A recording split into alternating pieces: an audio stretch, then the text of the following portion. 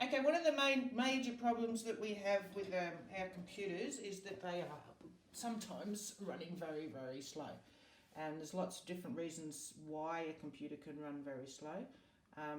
This is one we've got here. I'm going to just turn it on now and show you how long this one takes to boot up. It's not a particularly old laptop, but most of these laptops, when you buy them from the store, will come with a lot of software that you don't actually need, a lot of bloatware they call it, and it has to load all that while it boots up, and that slows the computer down unbelievably.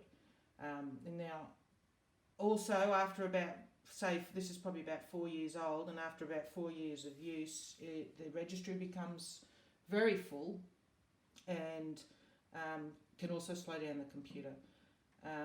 So probably every sort of 4 years it's a good idea just to wipe the computer totally. Just back up the stuff that you need and format the drive and reload it, and bring it to me to do that if you can't do it yourself.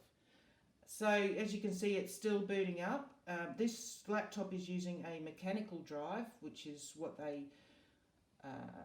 all computers used to come with, and even a lot of them to this day still come with mechanical drives, although they can be rather large, and that's great, but they are slow and also fail more than what we have now, which is a solid state drive. So apart from just formatting your drive, you can also replace the mechanical drive with a solid state drive. This one's a 480 gig solid state drive, and they're around the $150 mark. So they're not very expensive anymore. They used to be. They used to be very expensive, and you wouldn't sort of go and do this. But now, if your hard drive fails, or if your hard drive's starting to die by making funny noises and crashing, etc., it's a good idea to replace with one of these drives. So you'll not only get a better working PC, it'll be much faster than ever was. Okay, so that's what we're going to, this computer here is still booting. As you can see, it's taking a long time. What's the password on this?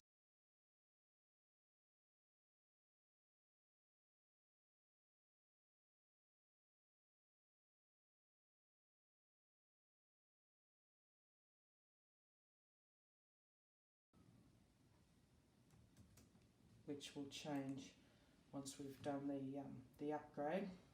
So at the moment we can see that it is not too bad. It's not too bad to boot. I mean, I've seen a lot slower than this, but this one's fairly well cared for because it's my mum's and I look after it for her. But today we're going to replace the drive in it to make it faster. Because it's still, as you can see, it's still booting. We're not getting into Explorer straight away. And the solid state drive will be almost instant to get into. So as we can see, I want to get into Explorer and it's still circling, which is really, really annoying, especially if you want to get something done really quickly. So now it's going to open 4 times because I've clicked on it too many times. And that's what we do because we're impatient. Alright, so I'll just show you the hard drive at the moment is your C drive, and it has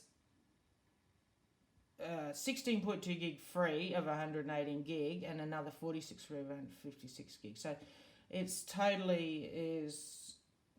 it's not very big, the drive in this computer, and the one where we're going to replace it, so it's been partitioned into 2 drives, which is also not a really good idea because you fill up your C drive before your D drive on most occasions.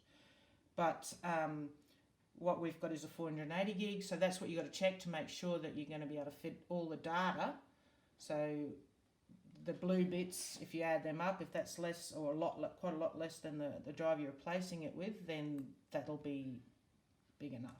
Anything above a 480 gig solid state is going to be quite expensive. So if you're not using above, say, 300 or 400 gig, then you probably